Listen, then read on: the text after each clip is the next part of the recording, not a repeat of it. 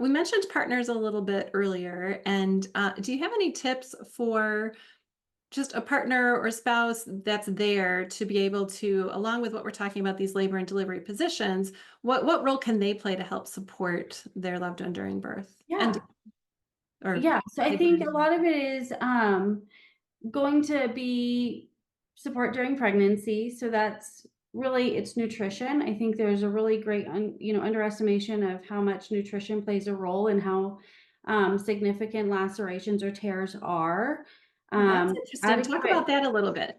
Adequate protein and especially collagen, those really help support those muscle fibers so Okay. that they are nice and dense and stretchy and have a lot of give to them. Whereas if, and again, this isn't me dogging on any one particular group, but I do see a big difference in people who are either vegan or vegetarian because of that lack of collagen.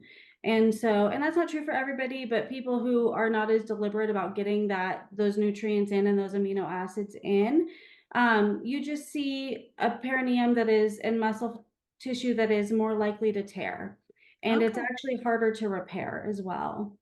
Okay. That I didn't know that. Look at what you're talking. Yeah. So Interesting. nutrition is key. And then Yeah, also and a partner certainly perineal could help with massage. nutrition, encouraging them to have those things. Yeah, yeah. And then perineal massage, partners can help with that. Okay. Yes.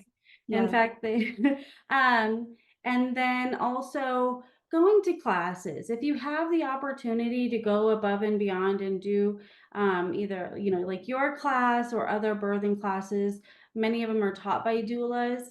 And so to have that, if they have the same knowledge, then they're going to be more likely to be effective advocates um, either while you're laboring at home and suggesting things, and then also once you're at the hospital or birthing center or whatever to kind of assist um, and recommend different positions. Yeah, I think that's a really good point because often there is a long time before you're going into a birthing center or the hospital. So, Correct. where Yeah. they're definitely playing a role for support there. Hmm. That's a great idea. Um, Okay, do you have any maybe stories or examples of maybe where a birth position had some kind of effect? I mean, I imagine this comes up a lot, but is there anything that would be demonstrative of kind of what we're talking about, of what maybe where you had to switch a position or one that was particularly effective for somebody? Yeah. I think that happens actually in just about every birth because it's Okay. incredibly unpredictable as to what exactly is going to work, right? Yeah, Because every body is different, every labor is different, every baby is different. And so, right. if you've tried several different things and it's not working, try something else. It really, and sometimes I think it's really just the changing of positions that helps as well, as much as anything. So don't be afraid to change position or to, move venues, right? Go from the bed to the toilet or the toilet to the tub or something like that.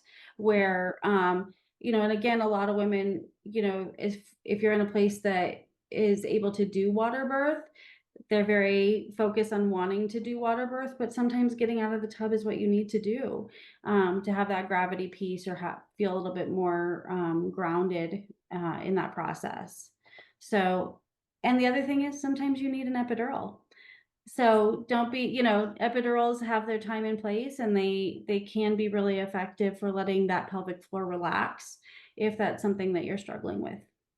I think that's all so important. Everything you just said, just giving yourself permission that all of these things are okay. We go in with these plans and you can't be so hung up on the plan part. You have to kind of go with what your body and the baby and the midwife or physician are kind of guiding you to.